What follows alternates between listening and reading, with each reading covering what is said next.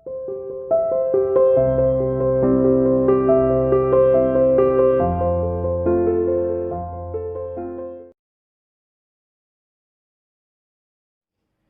Dear student, welcome to C international school online classes. Dear plus two commerce class, आज unit 9 financial management हम discuss करेंगे, जो कि हम पहले भी डिस्कस कर चुके हैं। इसका टॉपिक डिविडेंड डिसीजन क्या है, आज ये रहेगा। डिविडेंड डिसीजन से पहले इन्वेस्टमेंट डिसीजन क्या है और किस तरीके से हम फाइनेंस का सोर्स को चूज करें, यानी फाइनेंसिंग डिसीजन क्या है, ये हम पढ़ चुके हैं। आज लास्ट डिविडेंड डिसीजन बचा हुआ है, जो 3 डिसीजन थे उसमें ये लास्ट डिविडेंड डिसीजन है। डिविडेंड डिसीजन मतलब इन्वेस्टमेंट डिसीजन में हमें कौन सी कितनी मनी चाहिए असेट्स में इन्वेस्ट करने के लिए, लॉन्ग टर्म और शॉर्ट टर्म, उसके लिए अरेंज करना था, उसके लिए डिसीजन। फिर फाइनेंसिंग में अरेंज तो करना है, हमें इन्वेस्ट तो करना है फिक्स एसेट्स में भी और शॉर्ट टर्म में भी, लेकिन वो मनी कहाँ से आएगी, उस सोर्स को चूज करना फाइनेंसिंग था। अब आता है डिविडेंड। जब हम चूज कर ही लेते हैं कि कौन सा सोर्स चूज करना है, तो अब हमें डिसाइड करना होता है, अगर शेयर्स भी लिए हैं तो कितना उन्हें डिविडेंड देना है, यानी प्रॉफिट का कितना पार्ट अपने पास रखना और बाकी कितना डिस्ट्रीब्यूट करना है, ये डिसीजन लेना ही कहलाया जाता है डिविडेंड डिसीजन। चलिए देखिए क्या है। इट रिफर टू डिटर्मिनेशन, इसका अभिप्राय how much part of earning should be distribute among shareholder by the way of dividend। इसका अभिप्राय कि डिसाइड करना है कि कितना डिस्ट्रीब्यूट किया जाए प्रॉफिट का भाग ऐसा डिविडेंड के रूप में, and how much should be retain for meeting future needs as retain earning. Retain earning था ना, ये भी लॉन्ग टर्म सोर्स है। रिटेन अर्निंग मतलब कुछ मनी जो है अपने पास रख लेना, लेकिन किसके लिए, फ्यूचर नीड्स को पूरा करने के लिए, लॉन्ग टर्म नीड्स को पूरा करने के लिए अपने पास रखना, वो कहलाई जाती है रिटेन अर्निंग, यानी रिटेन प्रॉफिट, यानी कितना रिटेन रखा जाए, तो इसमें से ही रखा जाएगा प्रॉफिट में से। फिर देखिए डिविडेंड डिसीजन मतलब कि कितना पार्ट, ठीक है, अर्निंग का, प्रॉफिट का कितना पार्ट प्रॉफिट में से दिया जाता है डिविडेंड। ध्यान दीजिए, प्रॉफिट होगा तो डिविडेंड डिक्लेयर किया जाएगा, डिविडेंड दिया जाएगा, कि कितना पार्ट जो है शेयर होल्डर को एज अ डिविडेंड के रूप में दिया जाए और कितना पार्ट फ्यूचर नीड्स को पूरा करने के लिए रखा जाए। ठीक है। Share holder wants get maximum dividend. Share holder क्या चाहते हैं कि उन्हें मैक्सिमम क्या मिले, डिविडेंड। भाई मनी दिए तो हम भी चाहेंगे, मैंने किसी को मनी दिया तो मैं भी यही चाहूंगी मुझे ज्यादा रिटर्न मिले। And manager want maximum amount of money should be kept for future needs. तो मैनेजर क्या चाहता है कि प्रॉफिट हुआ है तो मैक्सिमम अमाउंट फ्यूचर नीड्स के लिए रखा जाए। ठीक है, फ्यूचर नीड्स के लिए चाहिए, फ्यूचर नीड्स के लिए रखा जाए ताकि हम एक्सपेंशन कर सके अपने बिजनेस का, तो इसके लिए एक मनी होनी चाहिए। मैनेजर ये चाहता है तो शेयर होल्डर चाहते हैं मैंने तो पैसा दिया है, मुझ पर मुझे ज्यादा डिविडेंड दीजिए।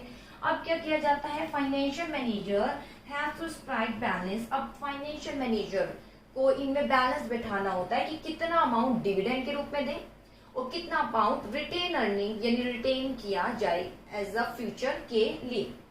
This decision also called disposal of surplus decision. इसे डिस्पोजल ऑफ सरप्लस डिसीजन भी कहा जाता है, ये याद रख लेना।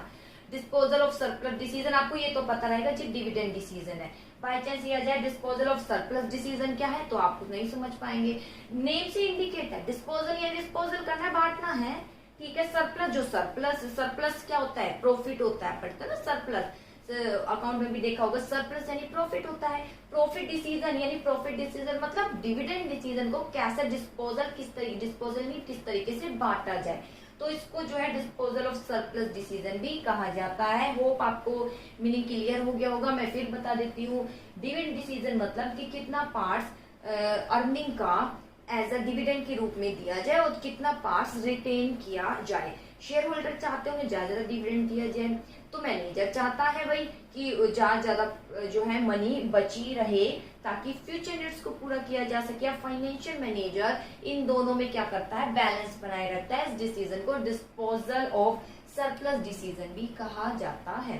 ठीक है बेटा, अब इसी पर होगा कौन ये कि ये डिसीजन को प्रभावित करने वाले फैक्टर कौन कौन से हैं और इनमें से केस स्टडी आती है। ठीक है, जो फैक्टर है वो फैक्टर से ही रिलेटेड केस स्टडी आ जाती है, कोई हार्ड नहीं है, सिंपल है, मीनिंग क्लियर होना चाहिए। तो चलिए देखते हैं इसके फैक्टर कौन कौन से हैं। फर्स्ट ऑफ ऑल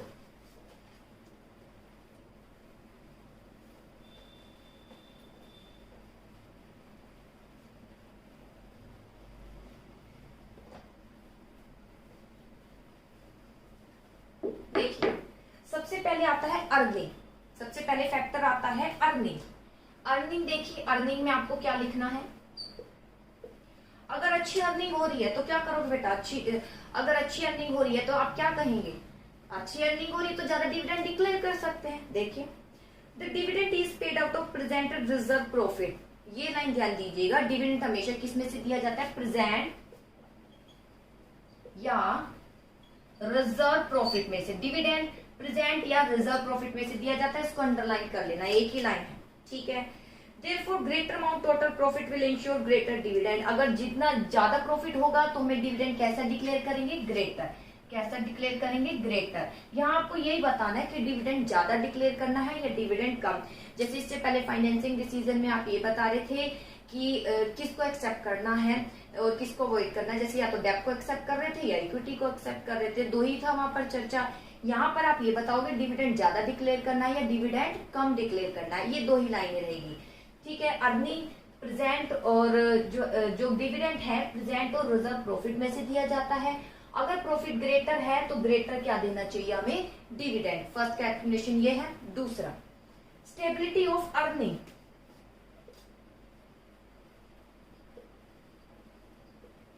हाँ जी, स्टेबिलिटी ऑफ अर्निंग मतलब अर्निंग स्टेबल है, यानी हर साल होता है प्रॉफिट, चाहे वो कम हो, लेकिन प्रॉफिट होता है, लॉस पर नहीं है। स्टेबिलिटी ऑफ अर्निंग है, A company have a stable earning, it in position to declare more dividend।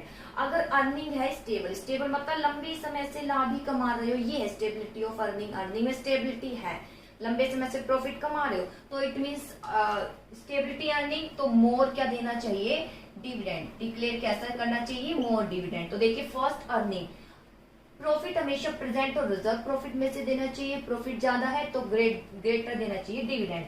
Stability of earning, अगर अर्निंग में क्या है, स्टेबिलिटी है, यानी लंबे समय से अर्निंग कर रहे हो, स्टेबल है, प्रॉफिट है तो प्रॉफिट ही कमा रहे हो हर साल, तो डिविडेंड कैसा डिक्लेयर करना चाहिए, ज्यादा डिक्लेयर करना चाहिए, लिख लीजिएगा। इसके बाद स्टेबिलिटी ऑफ डिविडेंड, डिविडेंड में भी स्टेबिलिटी होना चाहिए, stability of dividend. Stability of dividend मतलब ये नहीं कि वैसे तो हर साल ठीक है नॉर्मल प्रॉफिट हो रहा था, इस साल अचानक ज्यादा प्रॉफिट हो गया तो हम बहुत ज्यादा ही डिविडेंड क्या कर देंगे, डिक्लेयर। या हम प्रॉफिट ही कमा रहे थे लेकिन अचानक लॉस हो गया तो हम बहुत ज्यादा ही अचानक ही कम या फिर नहीं भी देते क्या, डिविडेंड। तो ऐसा नहीं करना चाहिए, स्टेबिलिटी होनी चाहिए डिविडेंड में कि अचानक प्रॉफिट ज्यादा हो जाए तो ये नहीं कि डिविडेंड भी आप एकदम ज्यादा डिक्लेयर कर देते हैं, ऐसा नहीं करना चाहिए।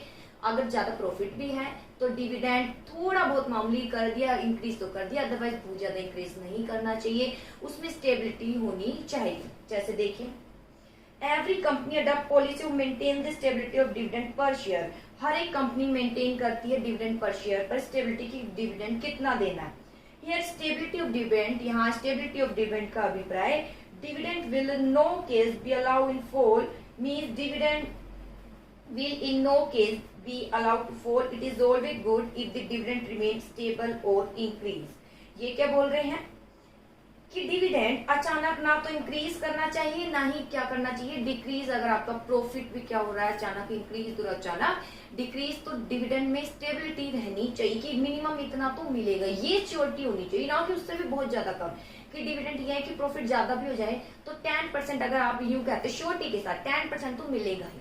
इक्विटी पर कुछ नहीं है, ठीक है, इक्विटी पर एक्सपेक्टेशन के अकॉर्डिंग दिया जाता है, लेकिन फिर भी एक श्योरिटी की हाँ जी इतना तो शायद मिलेगा ही, दिया जाता है डिविडेंड, ऐसी बात नहीं है, प्रॉफिट है तो दिया जाएगा।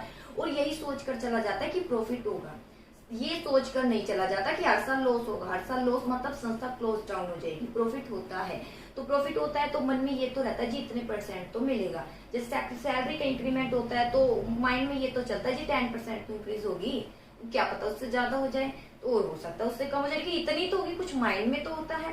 तो वही है कि स्टेबिलिटी है, स्टेबिलिटी का अभिप्राय dividend will in no case be allowed to fall, कि अचानक जो है क्या हो जाता है, प्रॉफिट डाउन हो जाता है, तो ये डिविडेंड भी अचानक डाउन कर दिया। It is always good if dividend remain stable और इंक्रीज, ज्यादा अच्छा होगा कि डिविडेंड आप स्टेबल रखिए, थोड़ा सा इंक्रीज कर दें। From the view point of little change in profit, अगर थोड़ा सा प्रॉफिट में चेंज हो जाए, should not be allow an increase decrease in the dividend. तो ये नहीं कि आप अचानक बहुत इंक्रीज कर रहे हैं डिविडेंड या बहुत क्या कर रहे हैं, डिक्रीज कर रहे हैं। अगर स्टेबिलिटी रखनी चाहिए डिविडेंड पे, स्टेबिलिटी मतलब अचानक प्रॉफिट हो जाता है तो ये नहीं कि बहुत ज्यादा डिविडेंड डिक्लेयर कर दिया या लॉस हो गया तो बहुत ही डिविडेंड एकदम आपने हटा दिया, तो ऐसा नहीं करना चाहिए। प्रेफरेंस पर तो फिक्स डिविडेंड दिया जाता है, तो ये नहीं डिविडेंड की दर बहुत कम कर दी, जब बहुत ज्यादा डिक्लेयर बहुत कम कर दिया, जब प्रॉफिट आपके क्या हो गए कम, तो थोड़ी स्टेबिलिटी बनाई रखनी चाहिए, इससे गुडविल बनी रहती है। इसके बाद आता है ग्रोथ अपॉर्चुनिटी। हाँ जी, ग्रोथ अपॉर्चुनिटी, यहाँ पर बच्चे कंफ्यूज होंगे ग्रोथ में क्या लिखना है। ग्रोथ अपॉर्चुनिटी इट मीन्स भविष्य में ग्रोथ की अपॉर्चुनिटी, यानी संस्था अभी छोटी है आगे बड़ी हो जाएगी, ये अपॉर्चुनिटी है, तो क्या करेंगे, ग्रोथ अपॉर्चुनिटी है, संस्था आगे आपको विस्तार करना है, संस्था को आगे और बढ़ाना है, तो डिविडेंड कैसे डिक्लेयर करेंगे। सोचिए, मैं अपनी संस्था को आगे और बढ़ाना चाह रही हूँ, तो मैं डिविडेंड कैसे डिक्लेयर करूंगी। ज्यादा सबके माइंड में मोस्टली ये होगा, और कुछ ज्यादा कुछ दिमाग लगाएंगे तो वो कहेंगे जी कम डिक्लेयर करना चाहिए होगा, तो यहाँ आंसर आएगा लेस। अगर ग्रोथ अपॉर्चुनिटी संस्था में है और संस्था में ग्रोथ के लिए आप अवसर देख रहे हैं, ग्रोथ होगा, तो डिविडेंड कैसा डिक्लेयर करना चाहिए, लेस। डिविडेंड कैसा डिक्लेयर करना चाहिए, लेस। क्यों, ताकि डिविडेंड हम कम देंगे और ज्यादा प्रॉफिट रिटेन करके और जो आगे ग्रोथ की अभी अपॉर्चुनिटी मिल रही है उसमें इन्वेस्ट कर देंगे। अगर डिविडेंड ज्यादा डिक्लेयर कर दोगे तो डिविडेंड के रूप में मनी चली जाएगी, फिर ग्रोथ अपॉर्चुनिटी के लिए कहाँ से मनी लाओगे, नहीं ला पाओगे, ठीक है, फिर वही मांगना पड़ेगा। तो वही बात आ गई, if company has more opportunity, अगर कंपनी के लिए अपॉर्चुनिटी है ग्रोथ की, इट विल रिक्वायर, तो उसे बहुत फाइनेंस की जरूरत होगी। इस स्थिति में इनकम को ज्यादा रिटेन करना चाहिए और स्मॉल पार्ट ही क्या देना चाहिए, डिविडेंड के रूप में। इसके बाद आता है कैश फ्लो पोजीशन। तो कैश फ्लो पोजीशन में आप क्या बताओगे, कैश फ्लो पोजीशन या तो गुड होती है या फिर क्या होती है, बैड होती है। अगर कैश फ्लो पोजीशन फेवरेबल है, फेवरेबल लिखिए, ठीक है, अगर फेवरेबल है यानी अच्छी है, तो डिविडेंड कैसा डिक्लेयर करना चाहिए, मोर, या आप कह सकते हैं उनकी एक्सपेक्टेशन लिख सकते हैं, डिविडेंड मोर डिक्लेयर करना चाहिए। और अगर कैश फ्लो पोजीशन बेटर नहीं है तो डिविडेंड कम डिक्लेयर करना चाहिए, ठीक है। देखिए, the payment of dividend result in outflow of cash. Cash flow मतलब आउटफ्लो ऑफ कैश, कितना बाहर इन्वेस्ट करते हैं फिर उस पर कितना रिटर्न आता है। It is possible that company may have enough income, but is equally possible it may not have sufficient cash to pay dividend. ठीक है, हो सकता है कई बार कि कंपनी का प्राप्त इनकम हो लेकिन फिर भी डिविडेंड देने के लिए मनी ना हो। In this way, cash flow position is company's factor that determine dividend decision. इस प्रकार कैश फ्लो पोजीशन भी प्रभावित करता है डिविडेंड डिसीजन को। The better cash flow position of company, the better will be capacity of the company to pay dividend. अगर cash flow position better होगी तो कंपनी क्या दे पाएगी, बेटर डिविडेंड, ठीक है। अगर कैश फ्लो पोजीशन अच्छी है तो बेटर क्या देगी, डिविडेंड, ठीक है, डिक्लेयर करेगी ज्यादा डिविडेंड। कैश फ्लो पोजीशन भी प्रभावित करता है डिविडेंड डिसीजन को। हो सकता है प्राप्त इनकम तो हो लेकिन कैश फ्लो पोजीशन अच्छी ना हो। इनकम मतलब कि प्राप्त हमारे पास पैसा तो है लेकिन बाहर इन्वेस्ट करते हैं उस पर रिटर्न नहीं आता। कैश फ्लो मतलब कैश आउटफ्लो और कैश इनफ्लो, अगर दोनों ही अच्छे हैं, बाहर इन्वेस्ट करते हैं उस पर रिटर्न अच्छा आता है तो हम अच्छे क्या दे सकते हैं, डिविडेंड दे सकते हैं। लेकिन बाहर इन्वेस्ट करते हैं उस पर रिटर्न ही नहीं मिल रहा है, जिस प्रोजेक्ट पर हमने इन्वेस्ट किया उस पर रिटर्न ही नहीं मिल रहा, तो कैसे आप जो है दे सकते हो, ज्यादा डिविडेंड नहीं दे सकते। इसलिए कैश फ्लो पोजीशन अगर अच्छी है, कैश फ्लो मतलब कैश आउटफ्लो भी और कैश इनफ्लो भी, तो हमें बेटर डिविडेंड डिक्लेयर करना चाहिए। यहाँ पर बेटर डिविडेंड अगर गुड है पोजीशन, नहीं है तो डिविडेंड लेस। अब आता है शेयर होल्डर प्रेफरेंस क्या है, देखिए।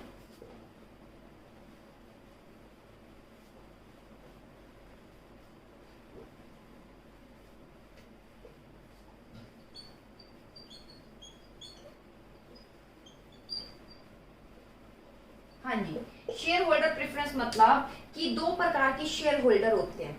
एक तो वो शेयर होल्डर जो लंबे समय के लिए बने होते हैं और दूसरे शेयर होल्डर जो केवल कैपिटल गेन के लिए आते हैं। कैपिटल गेन मतलब सट्टेबाजी करते हैं, सट्टेबाजी चलती शेयर मार्केट में कि खरीदे आज और फिर उसके बाद जैसे प्राइस बढ़ जाएंगे उसको बेच देंगे। वहां ये सिस्टम चलता है स्टॉक एक्सचेंज में कि शेयर खरीदे, शेयर खरीदने के बाद उसको जब दाम बढ़ जाते हैं तो दे देते हैं। मान लीजिए 10,000 के शेयर खरीदे हैं, अब वही जो शेयर उसके पास है उसका प्राइस बढ़ गया, 120 हो गया, तो यानी अब मान लीजिए 10,000 थे, यानी अब उसके पास जो शेयर वो 12,000 के हो गए हैं, तो वो उसको बेच देता है, उसके पास 12,000 आ जाते हैं। तो इस तरीके यानी 2,000 का प्रॉफिट हो जाता है, इसे बोलते हैं कैपिटल गेन। जैसे आप करते हैं ना कि मनी, तो जैसे कि लैंड ले लिया, अभी सस्ते में लिया है, कुछ समय आप किसने आज आप ये लैंड ले रहे हैं क्योंकि आपको पता है कुछ टाइम बाद इसके प्राइस बढ़ जाएंगे, जब प्राइस बढ़ जाएंगे तो उसको ज्यादा में सेल कर देंगे। वो जो अंतर आएगा ना, खरीदा कम है और ज्यादा में सेल कर दिया, जो अंतर आया उसे बोलते हैं कैपिटल गेन। क्या बोलते हैं? कैपिटल, क्योंकि वो कैपिटल यानी लॉन्ग वाले, लॉन्ग सोर्स से प्राप्त किए हैं, उसे बोलते हैं कैपिटल गेन। ठीक है, दो प्रकार के शेयर होल्डर होते हैं। देखिए द व्यू पॉइंट ऑफ, दो प्रकार के शेयर होल्डर होते हैं। Those who invest purpose of getting some regular income, जो एक रेगुलर इनकम वाले हैं, दो प्रकार के शेयर होल्डर, एक रेगुलर इनकम वाले होते हैं और दूसरा कौन से होते हैं, जो किस लिए आते हैं, कैपिटल गेन यानी कैपिटल प्रॉफिट के लिए आते हैं।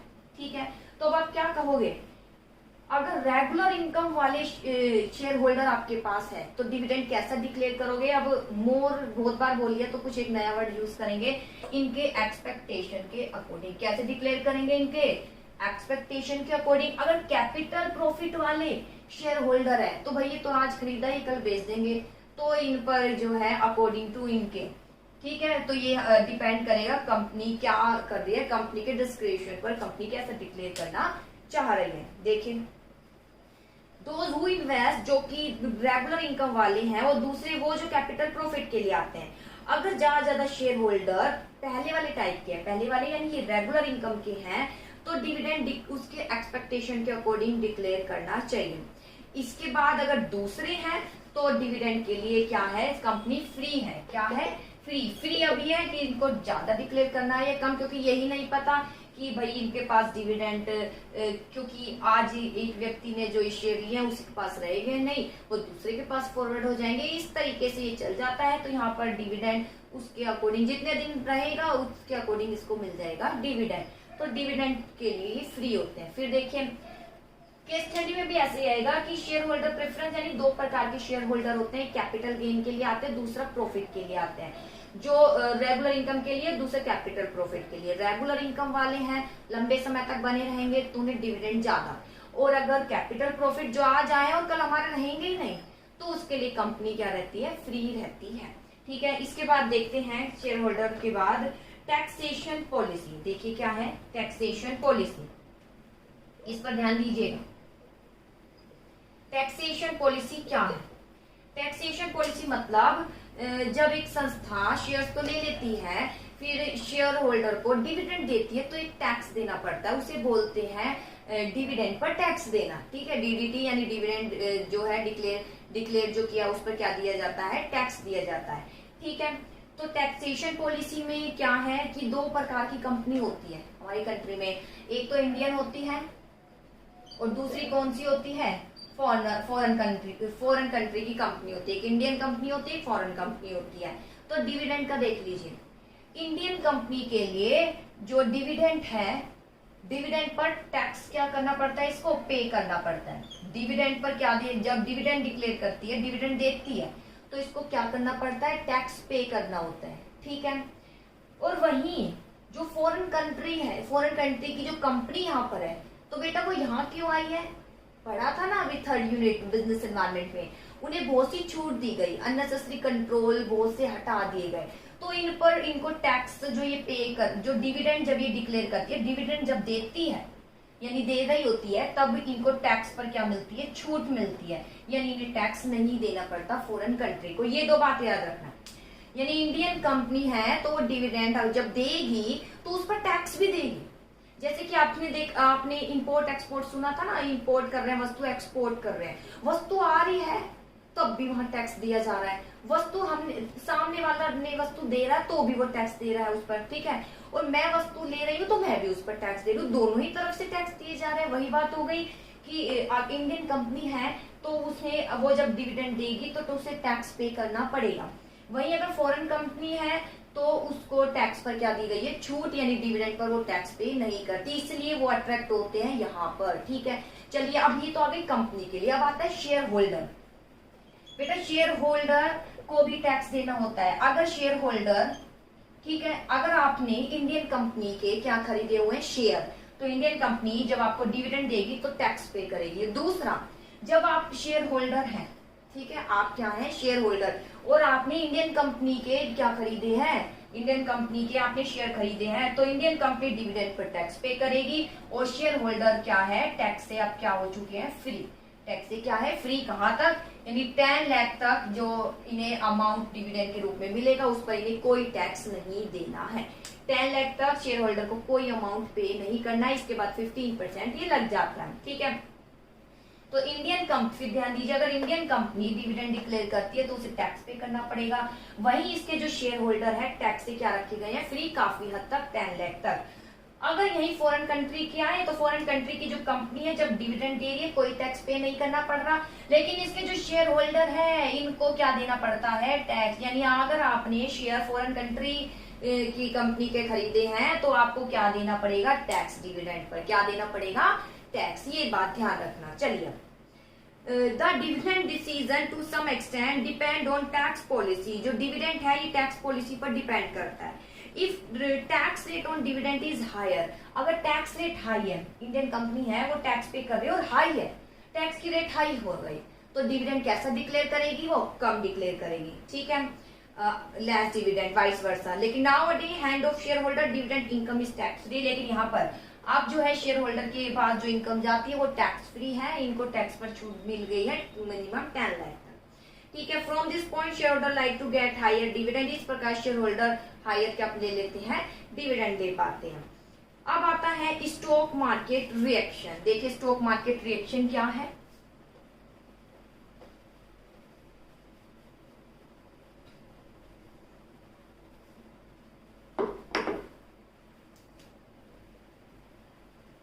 स्टॉक मार्केट रिएक्शन यानी मार्केट में क्या क्या रिएक्शन होते हैं। रिएक्शन बेटा वही मंदी काल और तेजी काल का ही होता है। चलिए देखिए, dividend and the market value of share are directly related. Dividend और मार्केट वैल्यू का बहुत ज्यादा रिलेशन है। It means if dividend declare at a high rate, अगर डिविडेंड ज्यादा डिक्लेयर किया जाता है, इट्स कंसिडर गुड न्यूज, ये अच्छी गुड न्यूज मानी जाती है। डिविडेंड ज्यादा डिक्लेयर तो ये गुड न्यूज मानी जाती है। ठीक है, अगर डिविडेंड मोर डिक्लेयर किया जाता है तो ये क्या मानी जाती है, गुड न्यूज। गुड न्यूज क्यों मानी जाती है, ज्यादा व्यक्ति अब चाहेंगे कि मैं शेयर में ही पैसा इन्वेस्ट करूं, तो ये गुड न्यूज मानी जाती है। अब शेयर और ये डिविडेंड मोर डिक्लेयर किया जाता है, ज्यादा डिविडेंड मिलेगा, यानी कंपनी प्रॉफिट पर है, यानी तेजी काल है। As a result price of share increase. और देखिए जब डिविडेंड ज्यादा डिक्लेयर किया जाता है तो फिर गुड न्यूज होता है ये व्यक्तियों के लिए, तो व्यक्ति क्या करेंगे, अब उनके लिए वो ये सोचेंगे कि ज्यादा से ज्यादा हम क्या खरीदे, शेयर खरीदे, भीड़ लग जाएगी शेयर खरीदने वालों की। तो फिर क्या होगा, वही हो गया ना, डिमांड इंक्रीज हो गई शेयर की। जब डिमांड इंक्रीज हो गई शेयर की तो जैसे वस्तु का प्राइस इंक्रीज हो जाता है, जब डिमांड इंक्रीज हो जाती है, ऐसे फिर शेयर के प्राइस क्या हो जाते हैं, इंक्रीज। शेयर के प्राइस क्या हो जाते हैं, इंक्रीज हो जाते हैं। क्यों इंक्रीज हो जाते हैं, जब डिविडेंड ज्यादा डिक्लेयर किया जाता है, ये अच्छी न्यूज मानी जाती है, ज्यादा व्यक्ति शेयर में मनी देना पसंद करते हैं, भीड़ लग जाती है व्यक्तियों की, ज्यादा उनकी एप्लीकेशन आती है, पढ़ा है ना अपने अकाउंट में एप्लीकेशन सबमिट करते हैं, एप्लीकेशन आती है। अब सबको तो हम नहीं, सबको तो एक्सेप्ट नहीं कर सकते एज अ शेयर होल्डर। अब फिर हम क्या कर देते हैं, प्राइस ऑटोमेटिक शेयर के प्राइस क्या हो जाते हैं, इंक्रीज हो जाते हैं। क्या हो जाते हैं, इंक्रीज रेट पर मिलते हैं। ठीक है, तो डिफरेंट, ठीक है, decrease in dividend decrease the market value of price. इस प्रकार अगर डिविडेंड कैसा डिक्लेयर किया जाता है, डिक्रीज, तो इससे मार्केट प्राइस भी क्या हो जाता है, डिक्रीज हो जाता है। क्यों, डिविडेंड डिक्रीज है तो ये बैड न्यूज मानी जाती है। व्यक्ति डिविडेंड शेयर में पैसा लेना पसंद नहीं करेगा, पैसा लेना पसंद नहीं करेगा, तो प्राइस, सीधी सी बात है, जैसे वस्तु के कोई ग्राहक ही नहीं आ रहे तो वस्तु किस में जाती है, सस्ते में जाती है ना, ऐसी मार्केट प्राइस क्या हो जाएगा, फिर डिक्रीज हो जाएगा। ठीक है, अब finance manager should always keep in mind, finance manager को ध्यान में रख लेना चाहिए कि effect on market price share while determining rate of dividend. Finance manager को ध्यान रखना चाहिए कि जब वो डिविडेंड डिक्लेयर कर रहे हैं तो मार्केट प्राइस पर क्या प्रभाव पड़ रहा है, क्योंकि डिविडेंड डिक्लेयर करेगी, डिविडेंड ज्यादा डिक्लेयर, अच्छी न्यूज, गुडविल इंक्रीज। डिविडेंड कम डिक्लेयर करेगी, व्यक्ति शेयर्स के रूप में पैसे इन्वेस्ट नहीं करेगा और उसकी मार्केट प्राइस डाउन हो जाएंगी शेयर्स के, ये बैड न्यूज मानी जाती है। ठीक है, every company wish market value share should not fall, हर एक कंपनी चाहती है उसकी मार्केट वैल्यू शेयर की डिक्रीज नहीं हो। डिक्रीज मतलब वो लॉस पर जा रही है, और इंक्रीज मतलब वो किस पर जा रही है, प्रॉफिट पर जा रही है, और ज्यादा व्यक्ति उससे जुड़े हुए हैं। तो ये कहलाया जाता है स्टॉक मार्केट रिएक्शन। फिर देखिए स्टॉक मार्केट रिएक्शन में क्या बोला है, डिविडेंड का मार्केट प्राइस से कैसा रिलेशन होता है, डिविडेंड का मार्केट प्राइस से डायरेक्टली रिलेटेड होता है। खत्म। डिविडेंड अगर ज्यादा डिक्लेयर किया जाता है, एक अच्छी न्यूज मानी जाती है, ज्यादा व्यक्ति शेयर्स खरीदने आते हैं, जिस कारण शेयर के प्राइस हो जाते हैं इंक्रीज, और ये संस्था के लिए गुड न्यूज होती है। अगर डिविडेंड कम डिक्लेयर किया जाता है तो मार्केट प्राइस भी डिक्रीज हो जाता, अच्छी न्यूज नहीं मानी जाती, और क्योंकि भाई डिविडेंड कम तो व्यक्ति शेयर्स में पैसा देना पसंद नहीं करेगा। मार्केट प्राइस क्या हो जाता है, फिर डिक्रीज हो जाता है, और ये एक अच्छी सिचुएशन नहीं मानी जाती है। इसलिए हर एक कंपनी चाहती है कि उसके मार्केट प्राइस डिक्रीज नहीं हो। तो यहाँ फाइनेंशियल मैनेजर को देख लेना चाहिए कि जब वो डिविडेंड डिक्लेयर कर रही है तो हमारे मार्केट प्राइस पर उसका क्या प्रभाव पड़ेगा। इसलिए डिविडेंड पे स्टेबिलिटी होनी चाहिए। स्टेबिलिटी ऑफ डिविडेंड था ना, बहुत ज्यादा है तो ठीक है, बहुत बढ़िया बात है, लेकिन बहुत कम हो जाएगा तो ये संस्था के लिए अच्छा नहीं होगा, इसलिए स्टेबिलिटी हो। अब आती है SS2 capital market. Capital market हम काफी बार पढ़ चुके हैं। अगर कैपिटल मार्केट यानी वही शेयर्स मार्केट है, लॉन्ग टर्म लोन जहां मिलते हैं, SS2 capital market.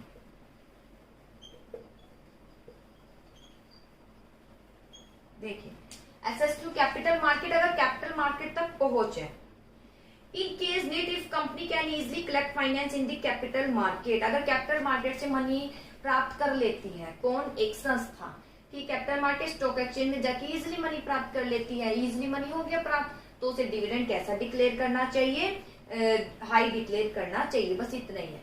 Capital market भी उसमें लिखा आएगा केस स्टडी में। अगर कैपिटल मार्केट पर इजिली पहुंच है, कैपिटल मार्केट से इजिली मनी उसको मिल जाती है, तो डिविडेंड कैसा डिक्लेयर करना चाहिए, मोर। इसके बाद है लीगल कंस्ट्रेंट, ये थोड़ा ध्यान दीजिए, लीगल कंस्ट्रेंट यानी कुछ बाधाएं होती है, प्रतिबंध। देखिए कौन सा प्रतिबंध है, dividend per. Dividend policy of company should always remain confined with in limit provided by law, law द्वारा एक सीमा है उसके दायरे में दिया जाता है। अकॉर्डिंग टू लीगल प्रोविजन के according company can not make payment of dividend out of paid up share capital, paid up share capital में से नहीं दे सकती। अब पेड अप शेयर कैपिटल तो आपको पता होगा, अकाउंट में खूब पढ़ते हो। इट मीन्स आपने स्टार्टिंग में भी पढ़ा था अर्निंग वाले में कि कंपनी जो है डिविडेंड रिजर्व प्रॉफिट या प्रेजेंट प्रॉफिट में से ही देगी, इसके अलावा कहीं डिविडेंड नहीं दे सकती, ये प्रावधान है। प्रॉफिट होगा तो ही डिविडेंड दिया जाएगा। तो यहाँ पर क्या है कि जब कंपनी डिविडेंड डिक्लेयर कर रही है तो वो पेड अप शेयर कैपिटल में से नहीं, पेड अप शेयर कैपिटल मतलब आप शेयर के रूप में पैसा लिया, उसे इन्वेस्ट किया नहीं, उस मनी पर कुछ पैसा कमाया नहीं और उसको डिविडेंड के रूप में दे दिया, ऐसा नहीं करना। कहने का मतलब मुझे आपको मनी देनी है तो मैं क्या करूंगी, एक दूसरे व्यक्ति से मनी लेकर वो आपको दे दिया, ऐसा नहीं करना है। मैं आपका रिटर्न कब दूंगी, जब मैं जिससे मनी लूंगी उस पर कुछ प्रॉफिट कमाऊंगी, फिर उसमें से आपको रिटर्न करूंगी, ठीक है। तो पेड अप शेयर कैपिटल में से नहीं देना चाहिए। इट विल रिड्यूस, क्यों, it will reduce capital which will adversely affect the security of debt provider, क्योंकि अगर जो मनी आ रही है उस पर कमा तो नहीं रहे, उसको डिविडेंड के रूप में अगर दे रहे हो तो इससे जो सिक्योरिटी है, किसके लिए सिक्योरिटी, जो डेट कैपिटल, डेट कैपिटल क्या है, अचानक क्या देते हैं भाई, अब हमारा इंटरेस्ट नहीं मिला है, हमारा रिफंड करो, ये एक हर्डल उत्पन्न कर देते हैं। तो इनको तो पैसा देना ही पड़ता है, चाहे कहीं से भी लाओ, चाहे किसी से मांग कर देना पड़े, इन्हें देना ही पड़ेगा। तो अगर पेड अप शेयर कैपिटल में से डिविडेंड दे देते हो तो ये डेट कैपिटल की सिक्योरिटी पर क्या देता है, धक्का करता है, यानी डेट के लिए जो सिक्योरिटी हम रखते हैं कि अगर ये बाई चांस हर्डल उत्पन्न करे तो इसमें से हम पैसा दे सकते हैं, वहां इनकी सिक्योरिटी कम हो जाती है। It should be kept in mind, इसलिए ध्यान देना चाहिए कि डिविडेंड हमेशा पेड अप कैपिटल में से नहीं देना, हमेशा किस में से देना है, प्रॉफिट में से, ठीक है। डिविडेंड कैन पेड आउट केवल करंट प्रॉफिट में से या प्रीवियस ईयर में रिजर्व प्रॉफिट जो है उसमें से ही देना चाहिए, ठीक है। लीगल कंस्ट्रेंट में से दो ही बातें हैं कि पेड अप शेयर कैपिटल में से नहीं, केवल प्रेजेंट या रिजर्व प्रॉफिट में से देना चाहिए। अगर इसमें से देते हो तो डेट कैपिटल के लिए जो सिक्योरिटी एक तरीके से हम बनाकर रखते हैं, बाई चांस इसका मनी रिटर्न करनी है तो यहाँ से दे सकते हैं, उसको जो है वो प्रभावित होती है। तो अकॉर्डिंग टू प्रोविजन ही रखना होता है, इससे डायरेक्टली हम नहीं दे सकते, किसी से मनी लेकर डायरेक्टली नहीं देनी, हम उस पर प्रॉफिट कमा के फिर देंगे। लास्ट है कंस्ट्रक्चुअल कंस्ट्रेंट। कंस्ट्रक्चुअल कंस्ट्रेंट मतलब व्हेन कंपनी रिसीव, जब कंपनी डेट के रूप में पैसा रिसीव करती है, डेट प्रोवाइडर जो डिबेंचर होल्डर है can put a ban company to give any dividend, तो वो ये कह सकते हैं कि डिविडेंड देने पर बैन कर सकते हैं। मीन्स पहले उन्हें उनका इंटरेस्ट दीजिए, उसके बाद ही आप क्या कर सकते हैं, डिविडेंड दे सकते हैं। जैसे यहाँ पर पेड अप शेयर कैपिटल में से नहीं देना है, ये केस कर सकते हैं। यहाँ पर लीगल प्रोविजन है, इसलिए नेक्स्ट प्रोविजन की डिविडेंड डिक्लेयर करने पर वो क्या कर सकते हैं, केस कर सकते हैं। वो ये कहेंगे पहले हमारा क्या दीजिए, इंटरेस्ट। तो ये है बेटा कुछ पॉइंट। सबसे पहले अर्निंग प्रेजेंट रिजर्व प्रॉफिट में से देना चाहिए, अगर प्रॉफिट ज्यादा है डिविडेंड ज्यादा। स्टेबिलिटी अर्निंग लंबे समय से कमा रहे हो, डिविडेंड ज्यादा। स्टेबिलिटी ऑफ डिविडेंड, जरा सा प्रॉफिट होने पर डिविडेंड ज्यादा नहीं, लो और थोड़ा सा प्रॉफिट कम होने पर डिविडेंड अचानक कम नहीं। ग्रोथ अपॉर्चुनिटी, भविष्य में ग्रोथ है तो डिविडेंड कम डिक्लेयर क्योंकि कुछ पैसा हमें चाहिए। कैश फ्लो पोजीशन अगर अच्छी है तो अच्छा डिक्लेयर, कम है तो कम। शेयर होल्डर, अगर शेयर होल्डर रेगुलर इनकम वाले हैं ज्यादा डिक्लेयर, कैपिटल गेन वाले हैं तो फ्री हो आप। टैक्स, अगर टैक्स ज्यादा पे करना पड़ रहा है तो कम declare. Shareholder market reaction, यानी डिविडेंड और मार्केट प्राइस का दोनों रिलेशन है, तो फाइनेंस मैनेजर को ध्यान रखना चाहिए जब वो डिविडेंड डिक्लेयर कर रहे हैं तो मार्केट प्राइस पर क्या प्रभाव पड़ेगा। इसके बाद बता ही दिया है access to capital market, capital market से मनी तुरंत मिल जाती है, डिविडेंड ज्यादा डिक्लेयर। कंस्ट्रक्चर, इसके बाद लीगल कंस्ट्रेंट बता दिया है, पेड अप शेयर कैपिटल में से नहीं, रिजर्व प्रॉफिट में से देना है। इसमें से दोगे तो डेट के लिए सिक्योरिटी पर क्या आ जाएगा, एक क्वेश्चन मार्क उत्पन्न हो जाएगा। और कंस्ट्रक्चर कंट्रेक्ट की डेट प्रोवाइडर जो है वो बैन कर सकते हैं डिविडेंड डिक्लेयर करने पर। आई होप बेटा समझ आया होगा, नहीं भी समझ आए तो वीडियो को एक बार और देखिए और फिर हम हैं ही आपको बताने के लिए।